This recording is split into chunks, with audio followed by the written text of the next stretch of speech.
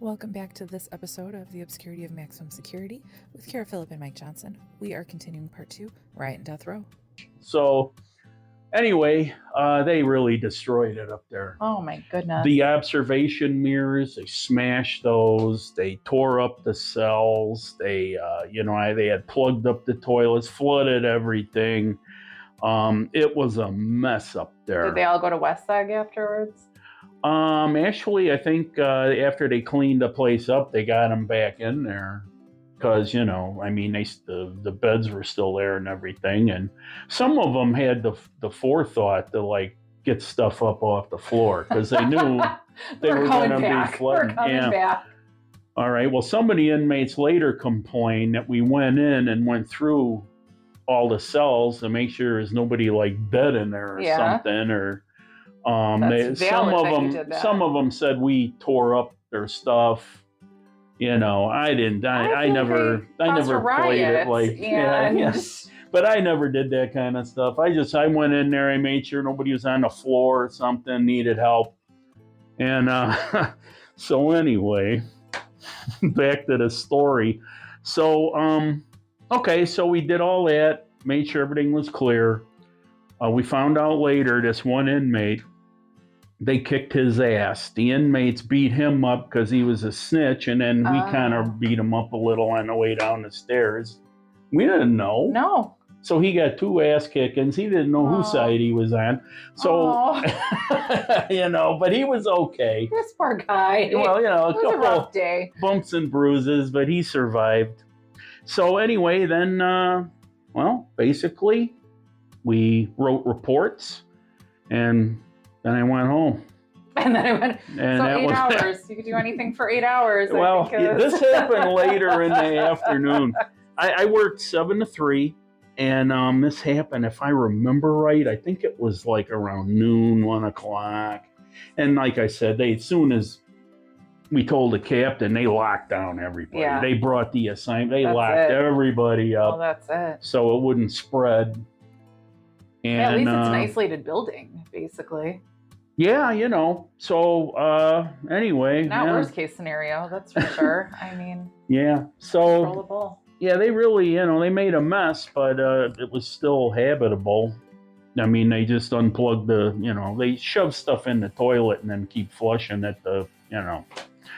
and the same with the sink, so the water overflows, and plus the fire hose probably would have done the job without having to plug up the toilets. But that's the extra fun. That's the extra fun. And the toilets. Yeah, and then of course you didn't have all the, with the toilets overflowing, you have other things floating around sometimes, but that's what the great stuff. But so. But anyway, so like I said, we wrote reports, and I was never questioned about that after that happened. I mean, it was pretty cut and dry. It sounds like it went about as well as it could, actually. Yeah, I mean, it could have been worse. I mean, if they had the keys to the whole house, the Sarge could have been taken hostage, which has happened before, by the way, in North Seg. And, all in all, it's, I think on it a lot, and it could have been worse.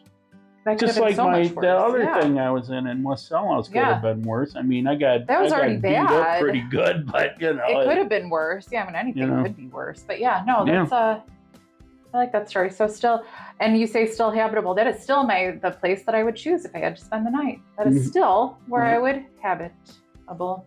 So, yeah, so I should say life goes on in the big house. And then it's just next shift. I mean, then you go home and you come back for more. It's interesting. That's when it's, with, a jail or prison. Yeah. The crazy things that can happen. And then you move along because it is prison. Yeah, you just have to handle the situation and move along. And like I said,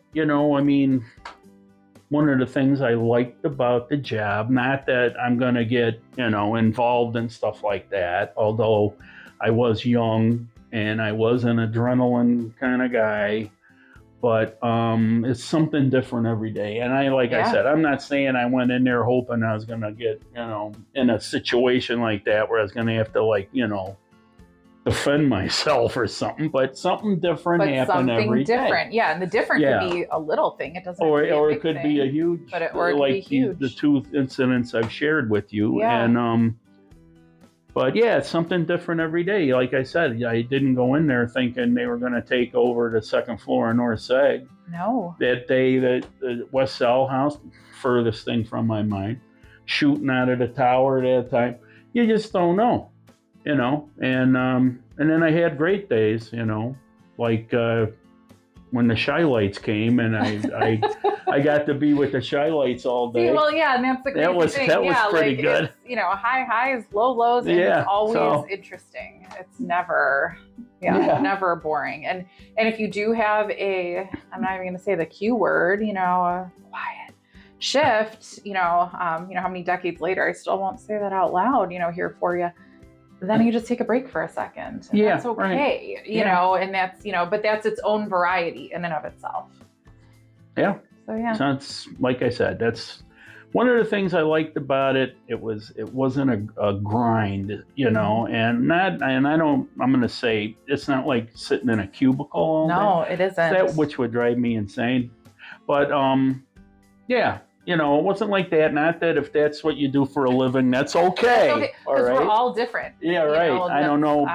There's somebody probably that works in a cubicle saying, well, I don't think I'd want to have to go back into North Seg and take the 2nd floor back. And I always say I can't work from home. And that's everybody's, you know, not everybody's, but it's so many people's dream. And I'm like, I would never. I could never. I would go crazy, you know. So no, I need a little bit more excitement and a little bit more. You never know. Okay, well, thanks so much for joining this episode of The Obscurity of Maximum Security with Kara Phillip, and most importantly, Mike Johnson. Thanks so much. Bye-bye. Bye.